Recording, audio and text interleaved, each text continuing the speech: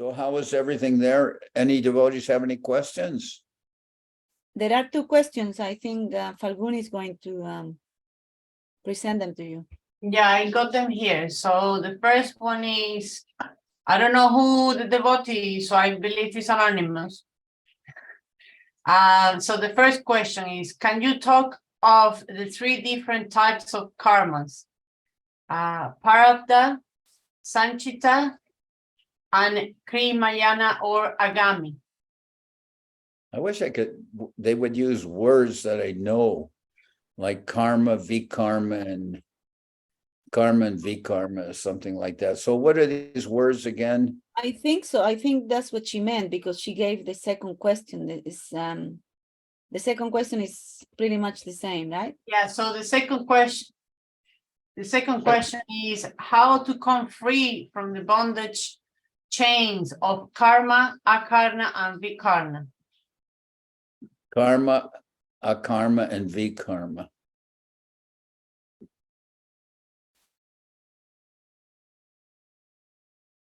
You know what?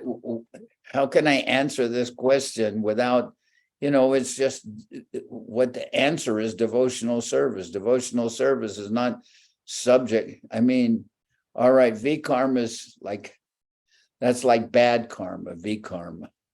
And akarma is supposedly, being free from the results of actions, so no karmic akarma, like more or less, to me, akarma is more associated with impersonalism, that people think they can stop karma.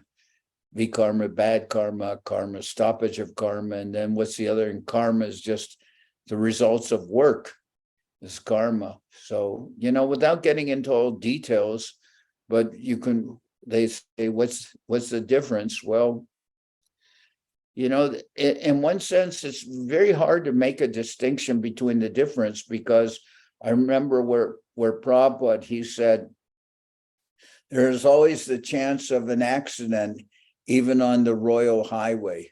So you can be acting within the laws of karma and avoiding the law, avoiding vikarma or bad karma, and you can be trying to refrain from activities which give any result. But ultimately, it's very hard for people to do that, because we're all embodied living entities. We're within these bodies.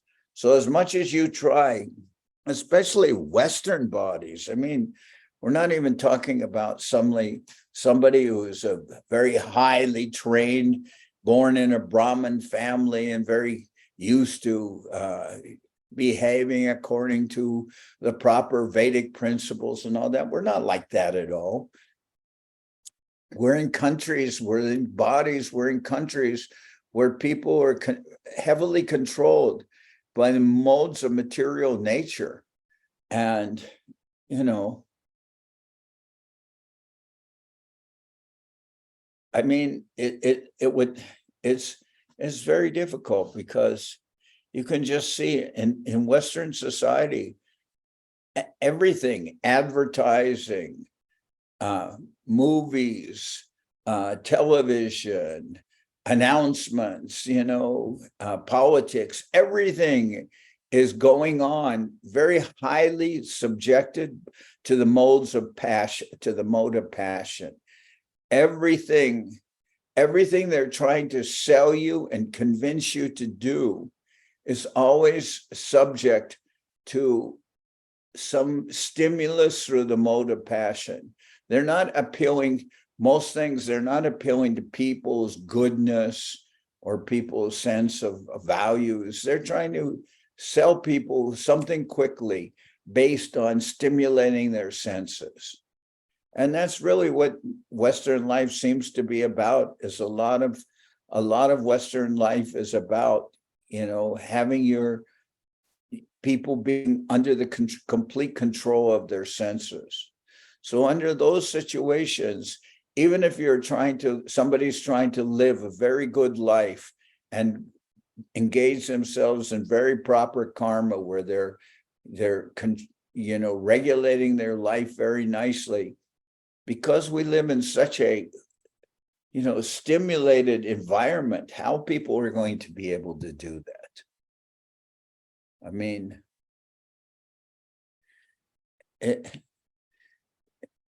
everything, politics, commercial advertising, everything is people are being very heavily, pushed. And don't think it's an accident, when they're trying to push some product, politics or commercial products and everything, it's all being very strongly analyzed by psychologists and persons who know how to appeal to people's, how to strongly control people by their senses. I mean, that's what their job is, basically. So if somebody says, well, what can we do about this? I'd say the only thing you can really do about that is to become completely involved in living according to the values which have been taught to us, and to engage yourself as has been indicated by Gurudev, by how we've been taught by our spiritual masters. And somebody can say, well, I didn't always spend so much time with Gurudev, so I don't really know how he would do things. But I would say, but you are living in an environment where you're going to the temple, or at least watching the programs from the temple, and very much interested in devotional life. So you should be able to understand what are the principles of life in terms of devotional values, and not be so concerned about karma and vikarma and akarma. I mean, the distinction between karma, akarma, and vikarma, the distinctions are not as great as you would think they are, because you're not able to really properly control your mind and senses in today's modern society. I mean, so then you should become more and more involved in devotional service and service to the Vaishnavas, and living according to Vaishnava values. Because otherwise, how will you survive in this modern world? I'm seeing so many anomalies in modern life, that to me are very strange, the way people are living nowadays. There is a third question here, Maharaj. It says, when did Mahaprabhu started his distribution of mercy? His main reason for appearance, and what was that after taking sannyas? When did it started the distribution of mercy? From the time he appeared, and before then even. When we heard, when Mahaprabhu was a baby, he would cry, and then he would only stop crying when the ladies chanted Krishna's name. So in that way, he became known as Gaura Hari. So it would seem to be that he was distributing mercy from the time that he appeared, and maybe even before then, and Mahaprabhu had students in the school of Gargamuni, or Gargamuni was, who was Mahaprabhu's teacher? Who is Mahaprabhu's teacher?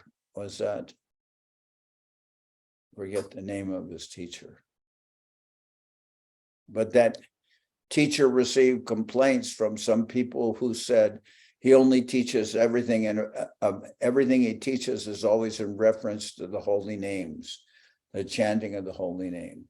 And Mahaprabhu had his own special students And they were very happy to be with Mahaprabhu, and he taught them an unusual way. Everything was in reference to the chanting of the holy name. So I'm trying to think who Mahaprabhu's teacher was. Let me see. You're not looking for Ishvara Puri, no? No. This is Guru.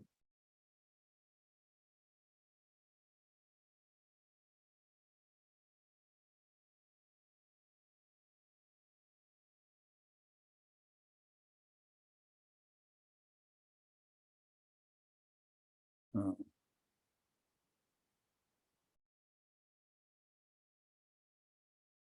No.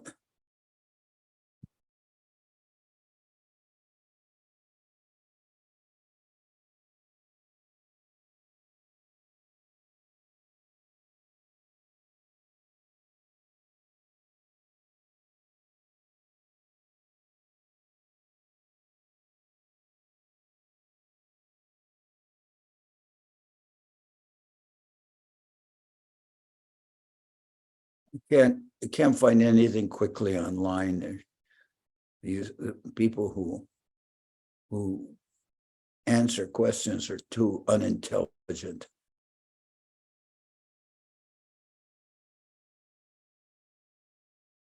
Who was Mahaprabhu's teacher when the students all when people were complaining that he only teaches in reference to the chanting of the holy name? Who was that? Was it?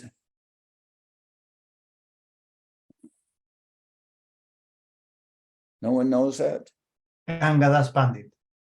Huh? Gangadas Pandit. Gangadas? Pandit. Okay. I mean, I'm just guessing because I just, He's using Sir Guru, yeah. Sir Google. I found Chaitanya Mahaprabhu's educational pastimes, and it says about Gangadas Pandit as his teacher. All right. So, but the question is, when did Mahaprabhu distribute mercy? And I would say everything about Mahaprabhu was mercy. From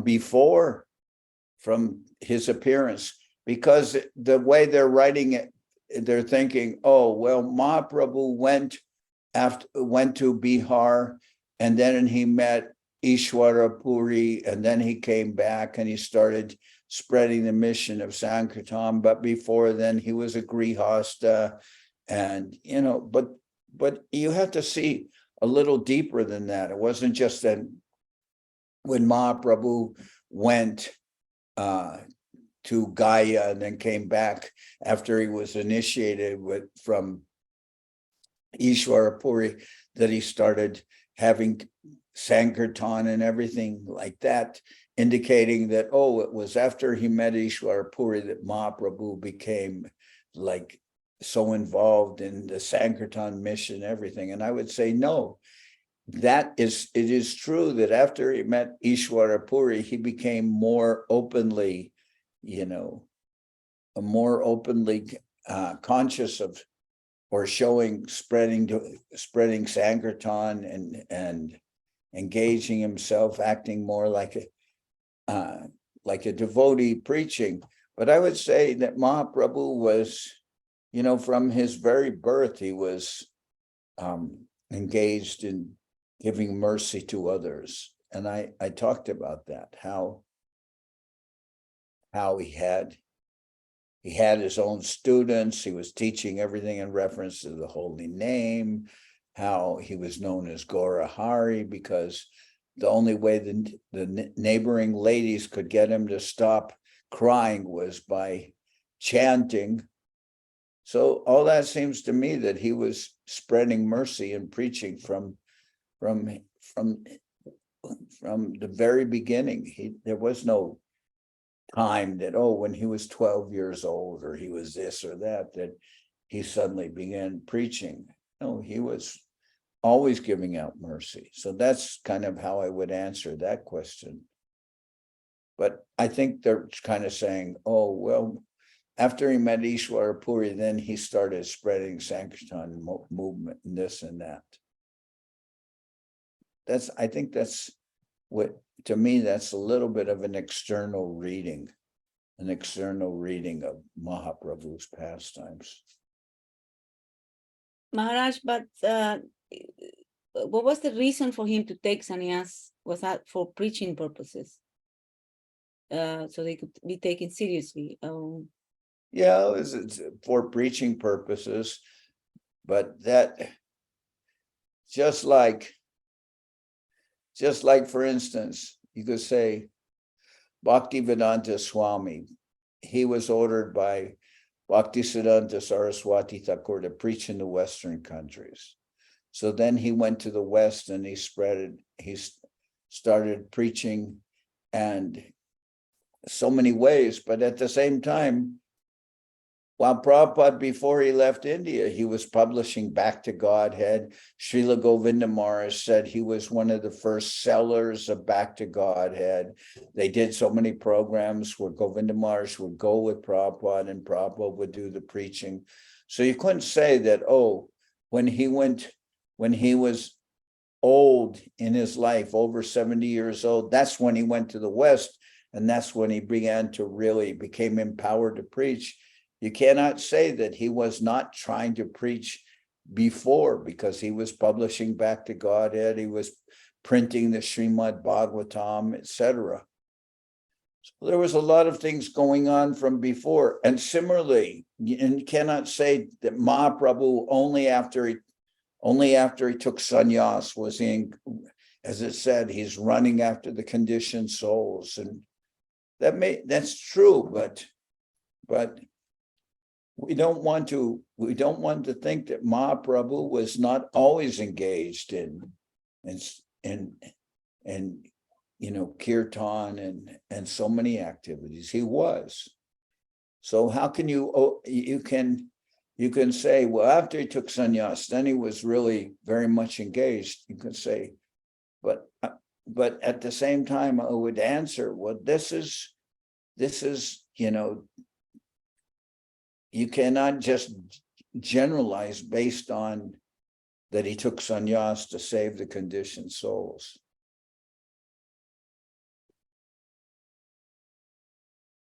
I mean, he defeated the Digvijay Pandit.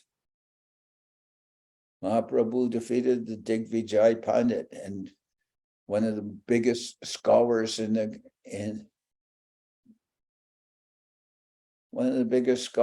Mahaprabhu defeated him. And then he acted very humble. Oh, I would like to learn from you. You are qualified as our teacher, but no.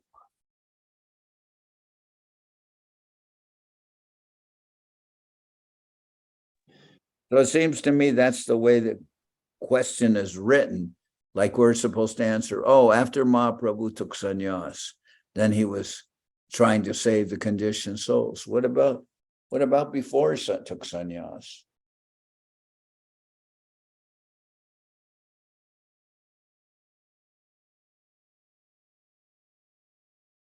And Mahaprabhu they said that when Mother Sachi would send Mahaprabhu to the place of Advaitacharya, and in the house of Advaitacharya, everybody was attracted by Mahaprabhu's elder brother Vishwarup, and Vishwarup was considered by everyone to be the ideal Vaishnav. But sometimes Mother Sachi would send Mahaprabhu to Advaitacharyas to bring back Vishwarup. And it says that even though Mahaprabhu was maybe an infant or a very young boy, when he would come there, all the other students and everybody would look at Mahaprabhu, and they were so much captivated by him, by his beauty and everything, even when he's just a little boy. So, Mahaprabhu is always, he's always captivating on so many levels.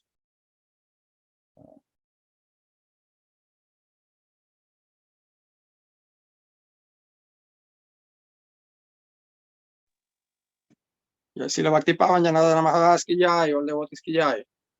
Dandavat, Ananta Govinda. How are you? I'm okay. And I still feel things with health that I have to take care of. That is, when I'm traveling, I'm not able to recover as quickly as I did when I was young. When I was young, I could travel and then I'd come back and then I'd be okay. But now I think I have to learn how to take care of my health a little bit better. But I don't like that. I don't like the idea of taking care of my health. Why should I waste my time doing that? But anyway. Of course, you have to take care, Maharaj. That's true, but sometimes it feels like, like, what's the story that, the story that you spend so much time like taking, there are people who sleep 8 hours a day. I don't sleep 8 hours a day, but there are many people who think they have to sleep 8 hours a day. But 8 hours a day is 1/3 of your life. There are only 24 hours there are only 24 hours in a day. And if you're asleep 8 hours of those 8 hours of that day, then that's like, say you live 100 years, 33 years you're sleeping. If you sleep 8 hours a day, out of 100 years, if you live to be 100 years old, you would be asleep for 33 years. Imagine if you went to see somebody and they said, okay, I'm going to be in my life, I'll be sleeping for 8 hours a day, and maybe I'll live to be 100 years old, so I'll be asleep for 33 years. So what I'm going to do now is I'm going to sleep now for 33 years, and then I'll wake up and then I won't sleep anymore. You would say 33 years, you're going to be asleep. Like by the time I see you, I'll be an old man or I'll be an old woman. You're going to be asleep for 33 years. And then that means, it's just crazy. It seems so strange how much time people have to spend to take care of their bodily existence. That's all I'm saying. Of course you have to take care of yourself because nobody else is going to do it. But, well, I think I'll put an ad in the newspaper. Wanted, one professional mommy. One professional mommy required.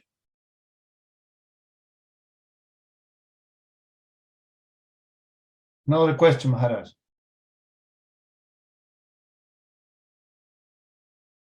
Yes, that's what you're looking to say. Yeah.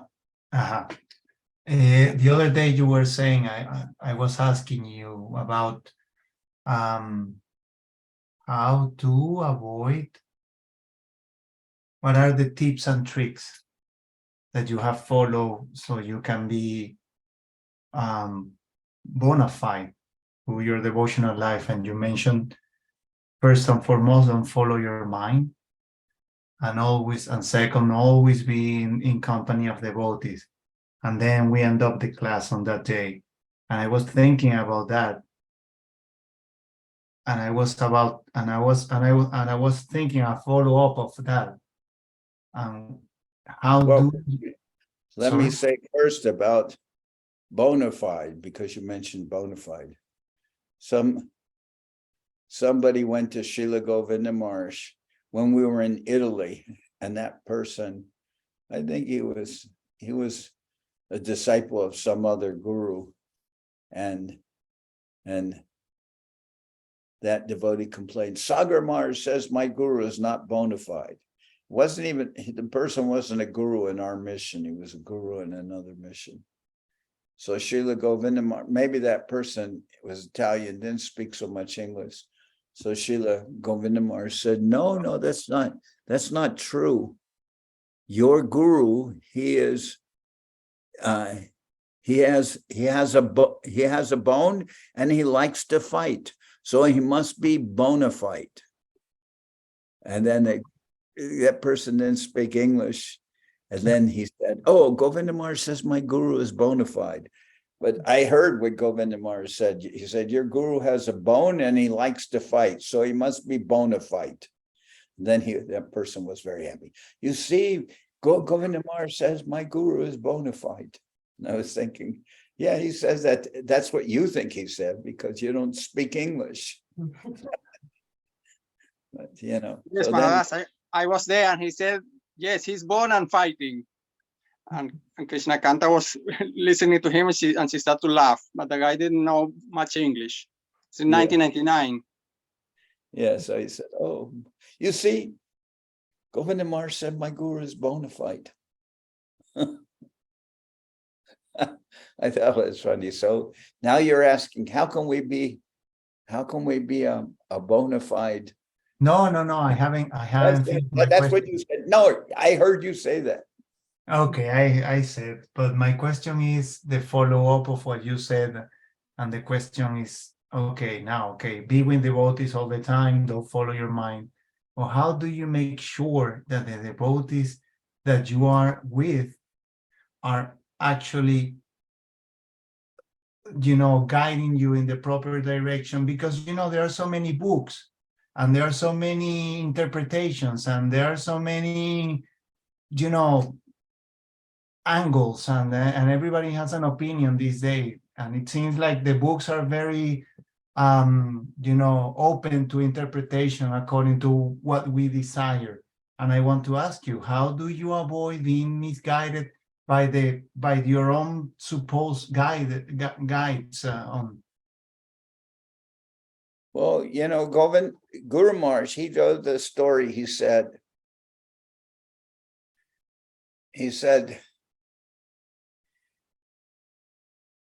sometimes when a ruler dies, then the prince becomes the king. But sometimes the prince is not very old. The prince is only a young person. So he cannot administer the kingdom by himself. He cannot run the kingdom by himself. He said, but then some older person, some administrators are appointed to help that king, the young king, run the kingdom. And those administrators are his mind and his intelligence. They're running because he is too young to properly run the kingdom. Some administrators are appointed, and they are those administrators are the person's mind and intelligence.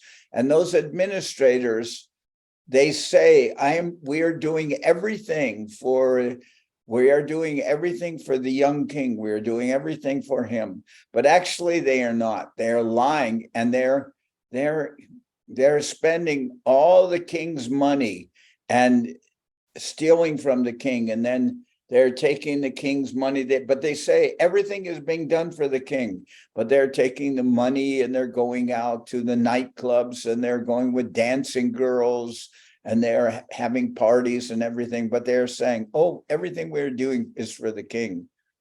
So then Guru Maharaj would say that we are being controlled by, Guru Maharaj said, we are minor souls. All of us, we are minor souls, like young souls. We are minor souls. I know that the soul has no age. He's not young or old. Actually, souls are eternal. But Guru Maharaj says, in our conditioned state, we are like minor souls. So some administrators are being appointed to help the young minor soul run his inheritance, because we all have an inheritance. We all have so much wealth. We all have an inheritance, but our mind and senses, and our intelligence, mind, senses, and intelligence, they're spending everything, but they say it is for us, but actually they're cheating. So then Guru Maharaj said, what is the way of correcting that situation? And he said, the only way of correcting that situation is if a major soul can be appointed to help that minor soul. And who is the major soul? The major soul is Gurudev. Now, if the person is fortunate enough to have a real guru, to have a real, someone who's a real major soul, a proper guru, then that person can be properly guided by his guru and everything will be okay. But some people may be that their karma is such that they never get a really qualified guru. Maybe they go with this Baba or that Baba or this Swamiji or that Swamiji, but they never get a proper guru.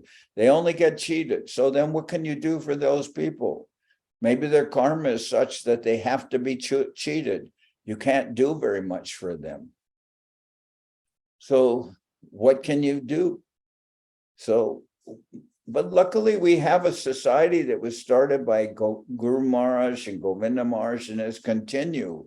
It is continuing. And if we have good sukriti and we are able to come in contact with proper guides and proper persons who can help us, then we will be okay. Otherwise, I cannot guarantee success for somebody who maybe goes to India and finds, oh yes, I went to India and I got initiated by Swami Mudananda. What can I say for that person? Well, where's your Swami from? Oh, he's from the Himalayas. I found him on a trip to the Himalayas, Swami Mudananda. And now I am a disciple of his. And he has me. And he gave me some devotional service to send money to him every month. I mean, you already know that we already know Guru Maharaj's example about we are minor souls and we're being cheated by our mind, intelligence, and our false ego and senses. And our only hope is if we will get proper guidance from Guru. Now, I think all of us have that kind of good association. You know, you've had association either with Prabhupada, Guru Maharaj, and Govinda Maharaj, and Acharya Maharaj, and people have some guidance from their Guru, and that will continue. And I've talked about that. So if you're able to join within a society of devotees and get proper guidance from Sri Guru, then I think you will be okay. And that's what I've been trying to do that. But that doesn't mean I am guaranteed success. And you can say, why wouldn't you be guaranteed success? I remember one lecture that Srila Prabhupada gave. It's called Fly Your Own Plane.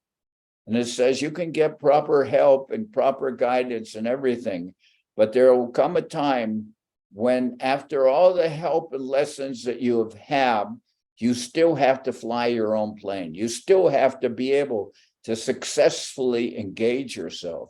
You can learn from Gurudev, you can learn from the devotees, you can learn everything. But if you never learn how to properly fly your own plane, as soon as you take that plane out, you'll crash it. You'll crash it into a mountain or something. So, I mean, not everybody is capable. They can learn. I mean, how many, Bhakti Siddhanta Saraswati Thakur was so great, but does that mean that every one of his disciples were great?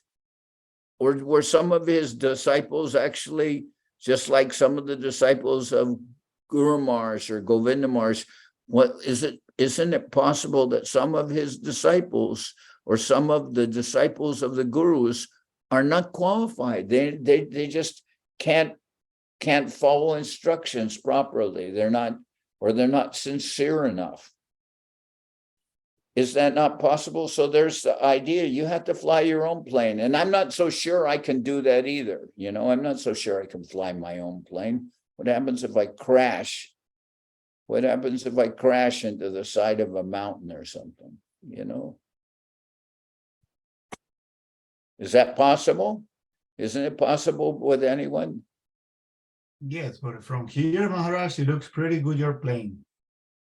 Yeah, but what happens if somebody, you know, we give somebody some, suppose I give some money to a brahmachari, go to the market and buy some tortillas, or buy some chapatis, or buy some samosas. And he leaves the house and he has 20 rupees or $20 or whatever. And he goes and somebody says, hey, kid, come here. You know where you're going? Well, I'm going to the market to buy some samosas or something. Oh, kid, come here. I can help you. Do you have any, what, you have money to buy those samosas? Yes. Well, come, give me the money and I'll give you double your money so you'll have more money to serve Gurudev, you know. I mean, people are getting cheated all the time, right?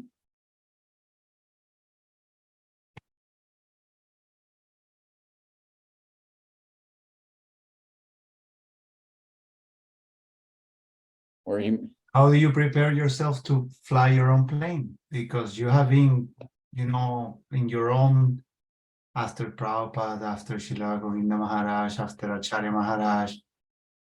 well, I guess you have to sincerely try to apply what you've learned.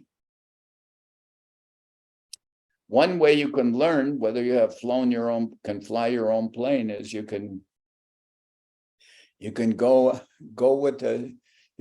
out and try to serve Gurudev during your lifetime. You know, sometimes to serve Gurudev, you have to go to some difficult conditions and you deal with people and the police and everything, but you're trying to serve Gurudev. And, you know, I'm going out and I'm trying to represent Gurudev and I'm trying to collect for Gurudev and I'm trying to engage myself in Gurudev's service. And then I come back and I give the results to Gurudev and somebody could say, hey, aren't you pretty stupid? You go out and you're working hard all day long, begging or doing this or doing that. And then you come back and you give everything away, give to Gurudev. Don't, you know, what kind of a person are you? Are you like some little puppet that, you know, maybe you're being exploited? Then I'd say, no, I don't think I'm being exploited. I think you are just envious. You're simply envious. Yeah. I remember when I was young, somebody said of Gurudev, who does he think he is? That's one devotee told me, who does he think he is? And I said, I think he's your guru. Who do you think he is? Yeah. Who does he think he is? I think he's your guru. Who do you think he is? And after that, I never wanted to talk to that person again. If he could say about Gurudev, who does he think he is? I would say, you know, who do you think you are? Who do you think you are? I don't want your association. But I didn't say that to him. I don't want your association. I just said, when he said, who does he think he is? I said, I think he's your guru. Who do you think he is?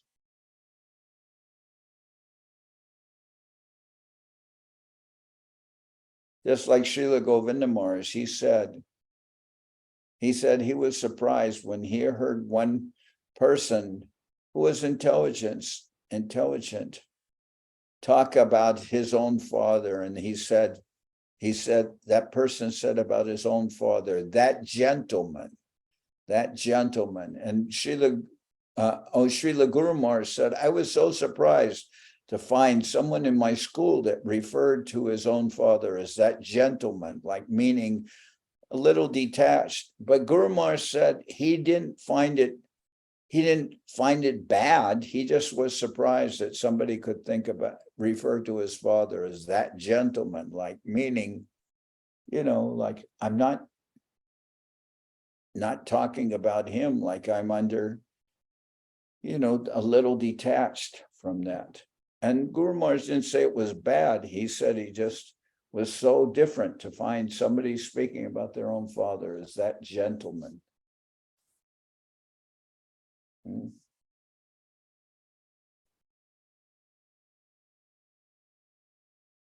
So, I had something like, I was very much, I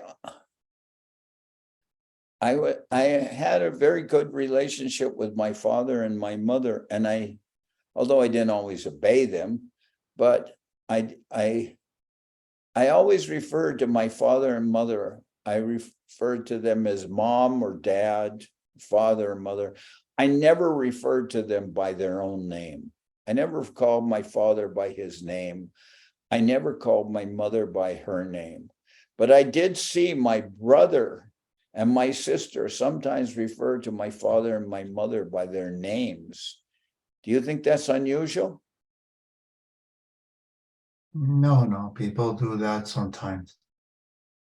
Yeah, but to me seemed unusual. I always refer to my father as father or dad, or my mother as mother or mom. I never referred to my father by his first name or my mother by her first name. So I don't know. That's just the way I was kind of brought up. That doesn't mean I always obeyed them or I always was proper towards them, but I always thought of it that way. But I see some people. What was I thinking about? I was thinking about how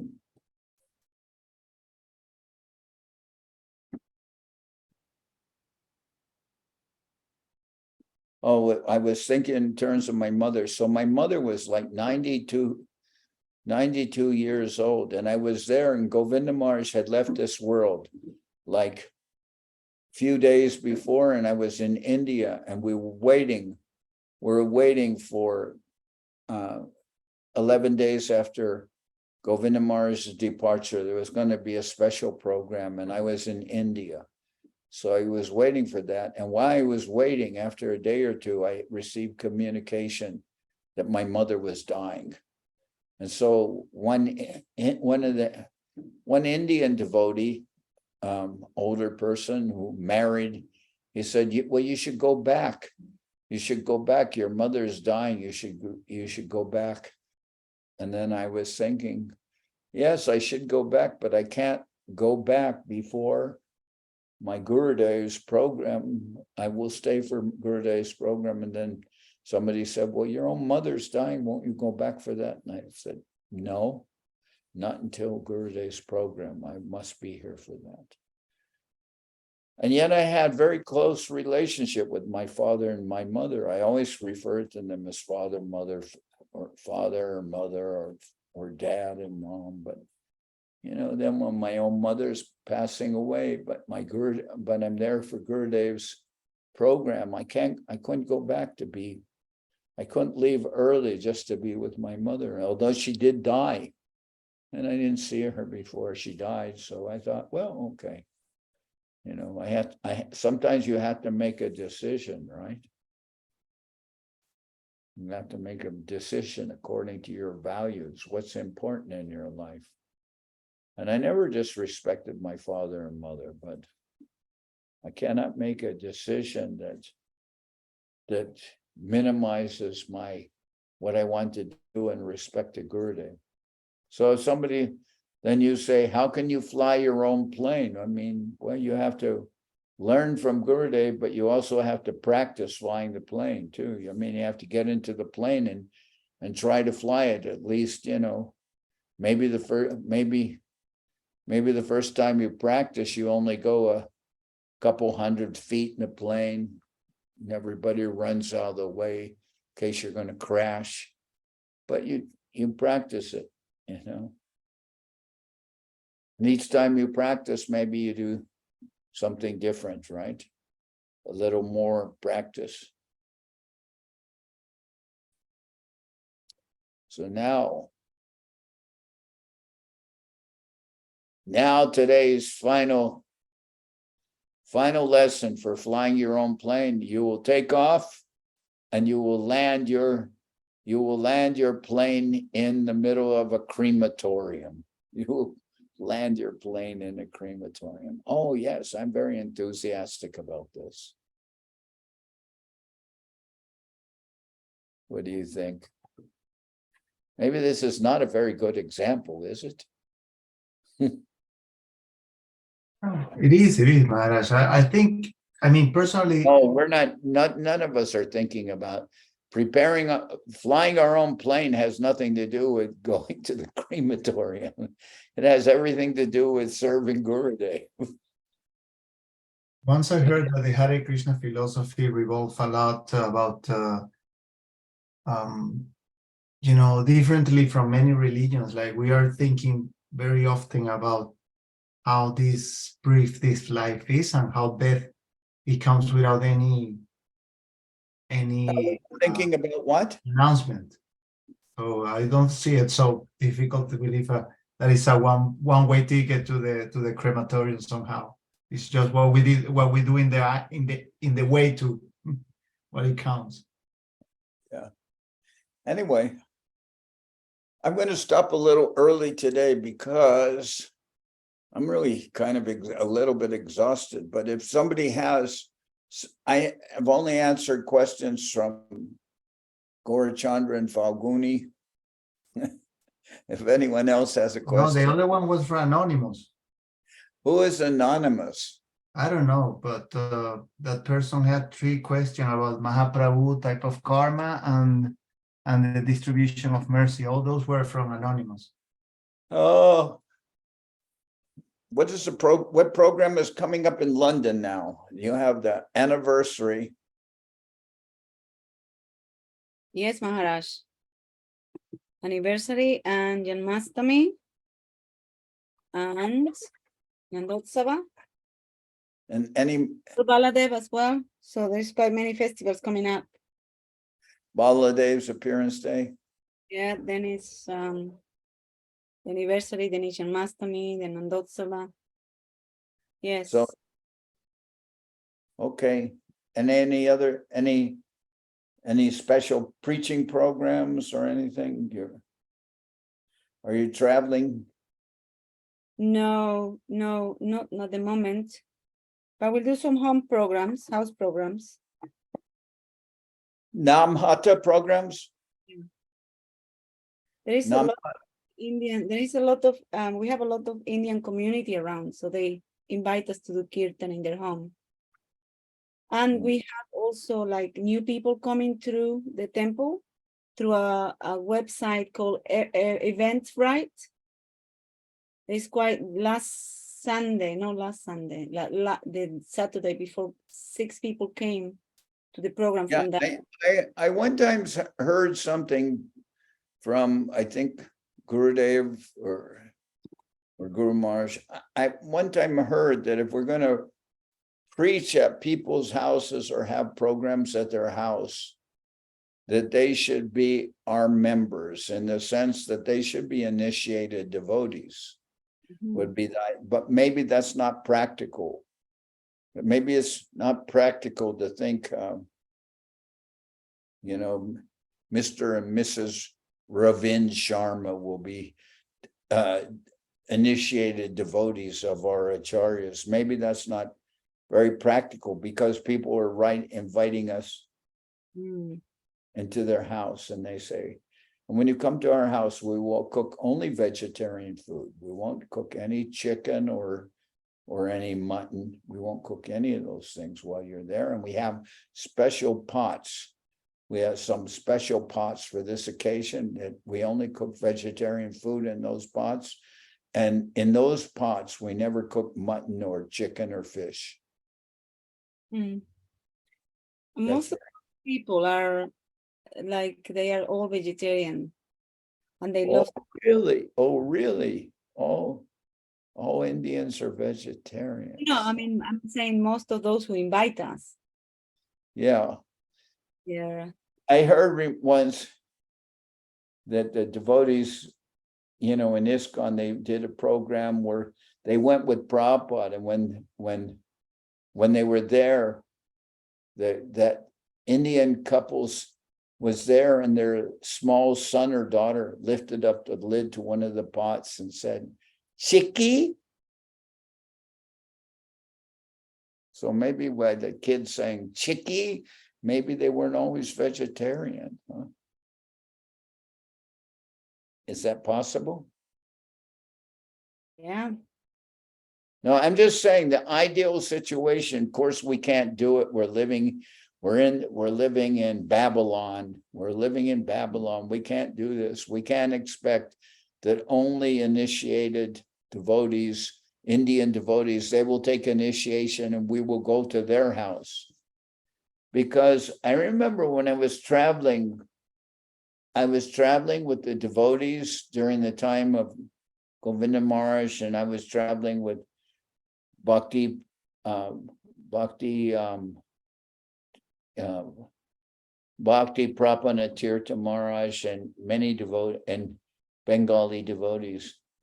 And when we were traveling, sometimes we would meet people who were initiated Gaudiya Vaishnavas, but they weren't initiated within our mission. They were Gaudiya Vaishnavas from other Gaudiya Maths. And we would not eat in their house. We had our own cook. We had our own cook who traveled with us and cooked for us, but we would not eat in the house of people, even if they were initiated Gaudiya Vaishnavas. But when we got to the place where we were going, which was Memory, place called Memory, we were collecting potatoes. But there we ate in the house of people who were initiated devotees of Govinda Maharaj or Guru Maharaj. Then they could cook for us and we would eat in those places. But when we were traveling and there were no devotees of Guru Maharaj or Govinda Maharaj, then we wouldn't take anybody's invitation, even if they were practicing Gaudiya Vaishnav devotees. We wouldn't go if they weren't from our mat.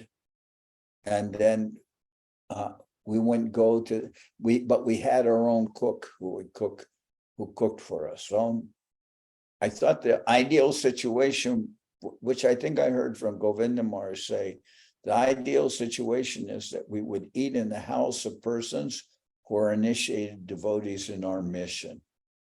But I don't know if that's practical. So many people want to invite us. And I remember when I was preaching in India, one of the rules we followed, if I go to a man's office, right?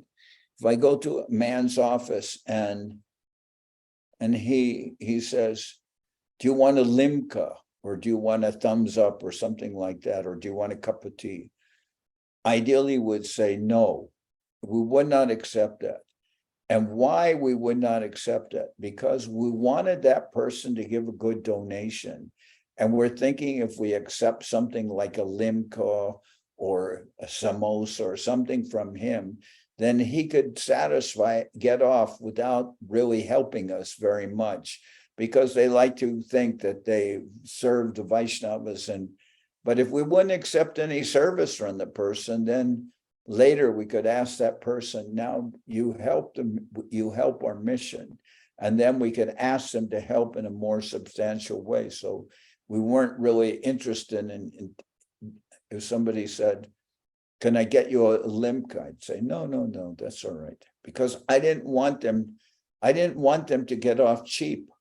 I didn't want them to satisfy us so easy with just a limca or some potato chips or something. I wanted them to really help us.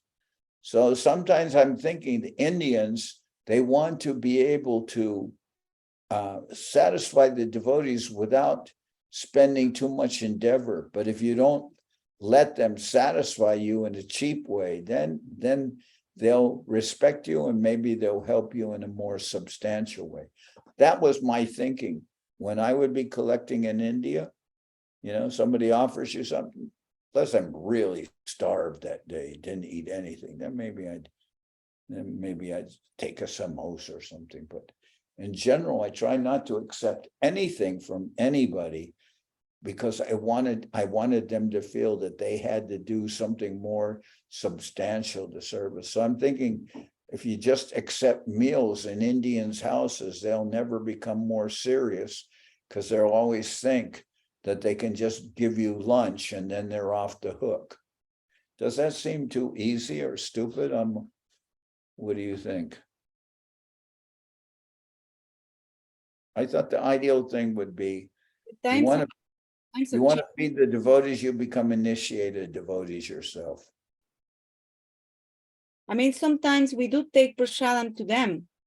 They don't necessarily have to give us Yeah, prasadam. that's true. And that's what I'm saying. It was a proper way in one sense, because when we would travel, we would have our own cook who traveled with us. And so we could stay at somebody's house, but we could have our own man cook. But you can't do that for everybody. Some Indians would become very insulted if you had your own cook.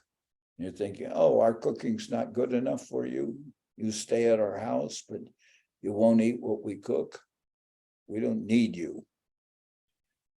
But I'm just thinking. Normally, they will only offer like tea and biscuits. They will not give a lot, like full-on prasadam. Okay.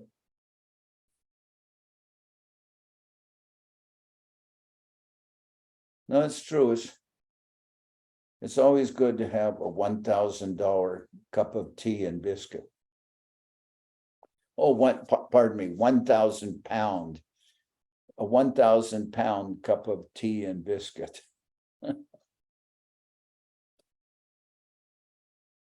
Because that would be how much we want to try and collect from them, but instead of collecting 1,000 pounds from them, we'd take a cup of tea and a biscuit.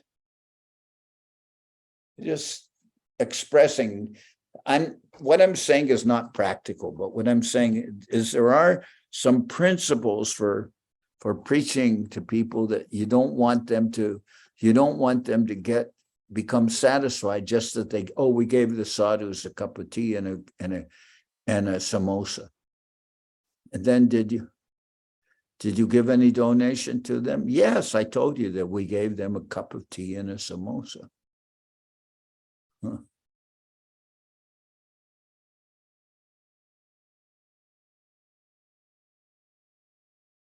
I mean, if you speak to some of the people who are engaged in collecting, I think some of them may express that these are some principles that they follow in terms of collecting. But as I said, it cannot always be practical. You cannot always say, oh, if some Indian invites you to their house, you cannot say, oh, we only take meals at the house of Indians who are already initiated. So you should hurry up and become initiated. Then we'll eat at your house. It may not work. Okay, I'm ready. It's insubstantial day. I got back still a little ill, but then tonight I have to do a public program. So it is night. It is not nighttime there, but the program I'm doing tonight is not going to be in the temple. It'll be a public program. It's a different kind of program. Where?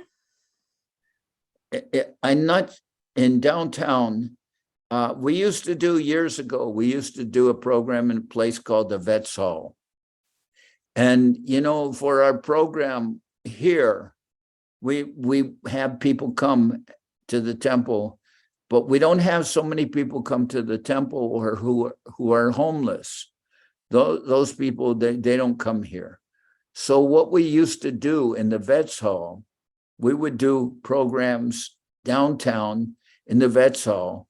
And those programs would be for a lot of the people there who would come to those programs would be homeless. And you could say, well, why would you do a program for homeless people? And I'd say, because they're also conditioned souls.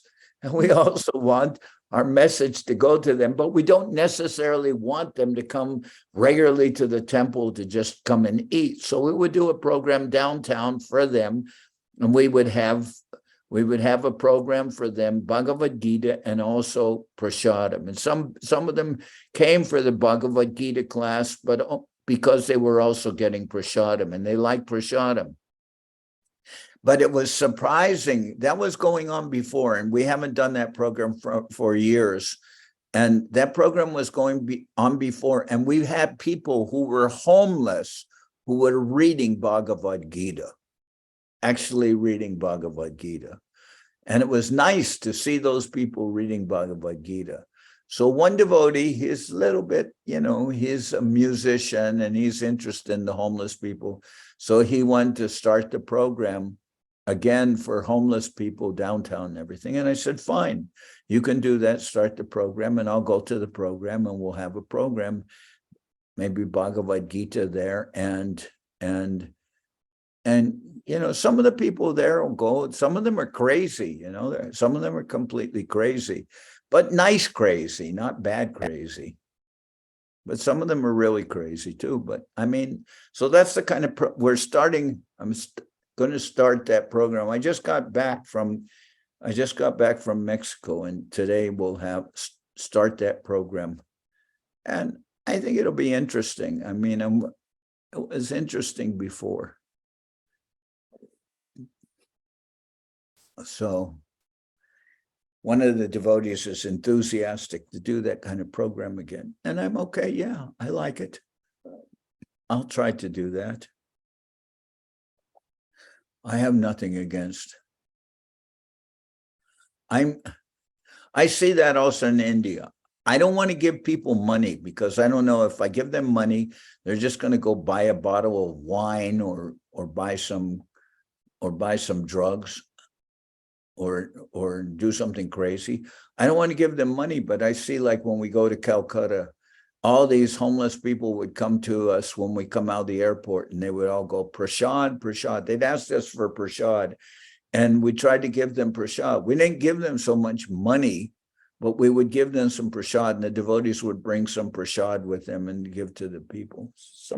Did you ever see that happening when you were in India? So I like that. I think I don't want to give people money, but I'm happy if we can give them prasadam. And so, and Sanatani came, and she's cooking something for that program. So that'll be tonight. Mm-hmm. So anyway. It's not always easy to do those programs because they have to be organized.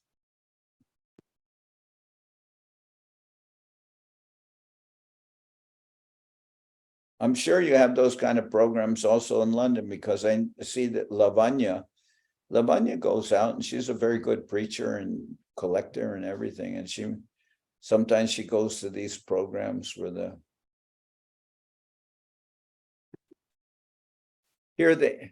do they have people that they call deadheads? Where? Great. Yeah, they have them, deadheads. Well, the homeless people are different. The homeless people are not deadheads, but we also have a group of people called deadheads. They are followers of the Grateful Dead. Mm. So I call those deadheads, I call them brain dead. Deadhead means brain dead. Well, we go out, like we're going out, we went out, they had a program, and we sell samosas. We sell samosas at those programs, and water, samosas and water. And it brings a lot of, I'm sure that you guys are doing the same thing. You were doing things like that, right? Yeah, we did some in a food fair yeah. And you collected good from those programs, right? Yeah, something, but it was a lot of work and way too much. Like for all that work, maybe making, I don't know, 4,000 pounds, but How much? Maybe 4,000 pounds. Yeah, but for how many days? Would that be for 3 days? 3 or 4 days, but you need like 20 people to do that. Well, okay. Some of them Something, like pay. they say, something is something. Something is better than nothing and brings Definitely. you, can bring you 4,000 pounds, 4,000 pounds profit. And that's 4,000 pounds you wouldn't have otherwise. So that's not bad.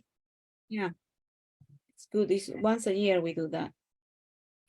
Yeah, so we do it a few times a year also here. Whenever there's a big program where we can do that. Mhm. But the difference is we don't cook everything ourselves. We distribute samosas that we buy quantities of samosas from the Indians who would prepare the samosas. We didn't cook them. And then we would distribute water.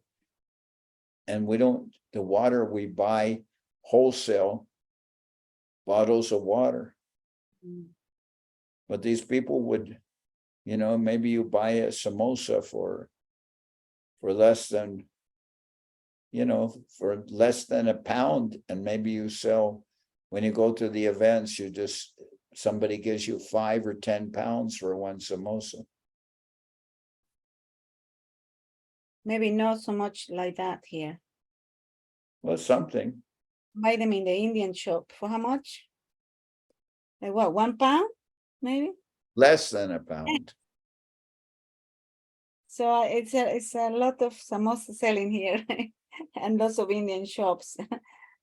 Yeah, but the hippies and stuff who go to these programs, they're in the concerts till 2 and 3 in the morning. And when they come out, there are no Indian shops open for them to buy samosas, but the devotees are there with samosas and water. That's what I'm talking about anyway. Oh, that's good. Good idea. You can talk about that, but we're not doing that tonight. We're just doing a homeless program for the homeless, and we are cooking ourselves and maybe even give out some Bhagavad Gitas to them. Nice. All right. I will see you next week, huh? Yes. Yes, Dandava Maharaj. I want to go to London and India, but so far every time I've traveled this year, I've come back ill. But I will try to go to London on my way to India. I want to go to India, and if I stay in London, that's better, because I'll stay sometime in London because the trip is too long.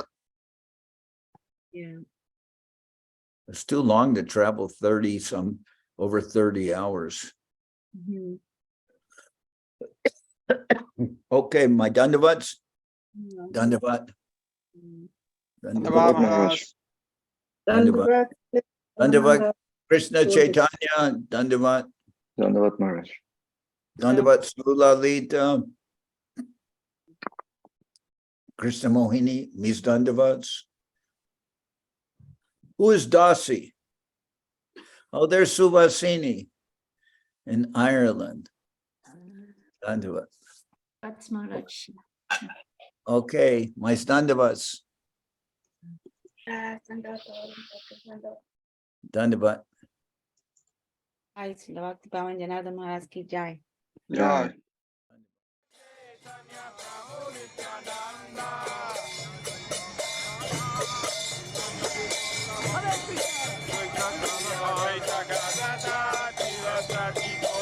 Krishna.